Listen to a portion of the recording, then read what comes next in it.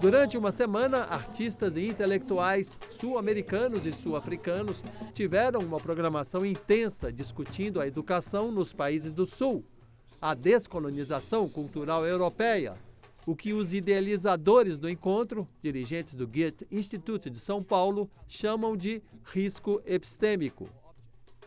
As ocupações das escolas no Chile, em 2006, na chamada Revolução dos Pinguins. Hubimos más de 1000 detenidos a nivel nacional, entonces ahí ya se produjo insostenible la movilización callejera y es que tomamos la decisión de tomarnos los establecimientos.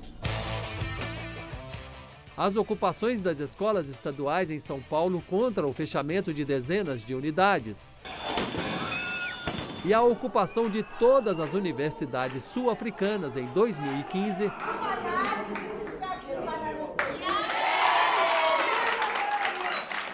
São demonstrações de que a educação nos países do Sul vive uma ameaça e que os estudantes estão atentos. O risco epistêmico é esse projeto que tem como ideia principal pensar os processos de revolta que eclodiram no ano passado na África do Sul. Foram dois dos principais, o Cecil Must Fall, Rhodes Must Fall e o Fees Must Fall. O Cecil foi um protesto que aconteceu na Universidade da Cidade do Cabo, do qual o principal objetivo foi a retirada de uma estátua de um colonizador de dentro da universidade.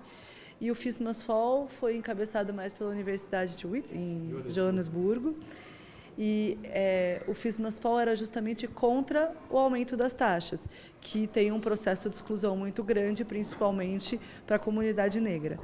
The schools and the universities, particularly the universities in South Africa, were built for. As escolas e as universidades na África do Sul foram construídas por brancos, a elite da África do Sul. E através do processo de democratização, mais negros estão entrando nas universidades e alguns deles são professores. E existe uma estranha contradição, porque nós temos universidades construídas dentro do projeto de colonização branca que reproduzem esse projeto.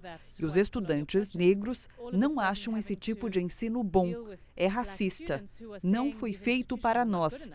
Foi em outro tempo, para um outro tipo de pessoa. Estamos no momento de pensarmos profundamente sobre como podemos pressionar as instituições para mudar, servir a um novo projeto democrático. A new democratic project. In the middle of this University of Cape Town, no meio dessa universidade, na Cidade do Cabo, estava a estátua de Cecil John Rhodes. Ele foi um britânico colonizador muito violento, que foi para a Cidade do Cabo, entre outros diversos lugares da África, e ele tomou a terra e deu parte dessa área para a universidade, como num ato de serventia pública, mas foi uma gentileza somente com as elites brancas. But it was only for public service for a white elite. So black students saw this celebrated man on Estudantes negros viram esse homem celebrado na universidade e disseram: esse homem não presta, ele não é um homem bom, ele é violento, opressor. E a estátua no meio da universidade era um símbolo da opressão. E a universidade não via com crítica a estátua. About the inheritance of the colonial project. So one student came with a bucket of shit one day. Um dia, um estudante trouxe um balde de excrementos e jogou na estátua e disse: eu não estou preparado para estar numa universidade que supostamente ensinaria sobre o mundo quando a imagem da universidade é um violento colonizador branco. White colonizers. Quando ele jogou aquilo na estátua, todos os estudantes negros decidiram ocupar a universidade. O prédio administrativo foi ocupado, eles tomaram o controle da universidade. Foi um momento muito lindo.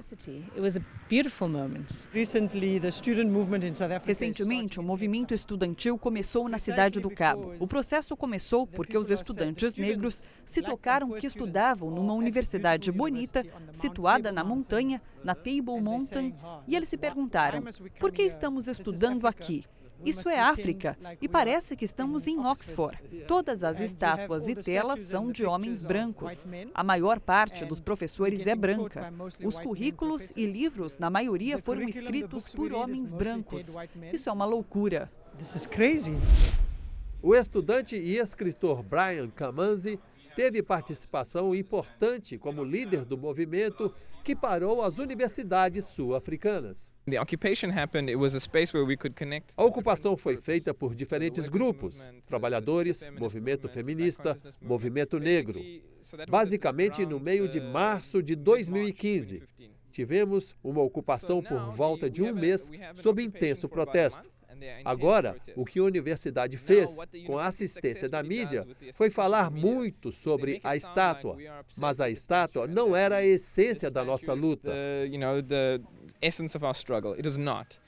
Nós tínhamos muitas demandas materiais. E aquilo se espalhou para outras universidades do país e tivemos um momento crítico muito sério. E a questão era: para que serve a universidade? Para quem? A quem ela serve? O que ela faz no mundo? A mais bela pergunta. Eles retiraram a estátua e desmobilizaram o movimento. Nós desocupamos a escola, embora não quiséssemos sair. Mas 2 semanas depois, nós ocupamos novamente e ficamos até o fim do ano. Saímos em fevereiro desse ano, quase um ano de ocupação.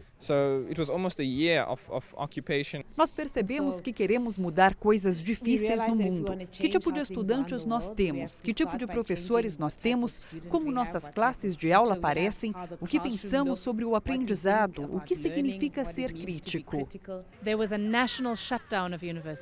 Foi uma ação nacional. Todas as universidades do país foram ocupadas. O movimento envolveu 2 questões. A primeira foi sobre a descolonização na educação e a segunda foi contra a privatização da educação. Há protestos em massa em todos os continentes e eu acho que isso ocorre por causa da urgência de que nós temos de mudar.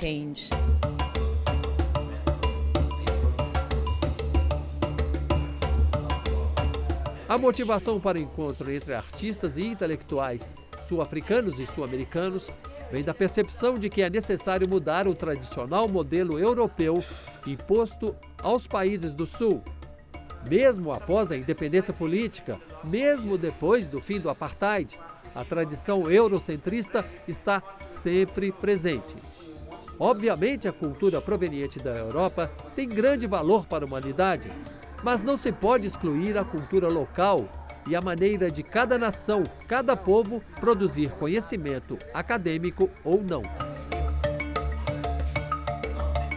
Esse mix multinacional efervescente de ideias e questionamentos é uma semente no solo do hemisfério sul.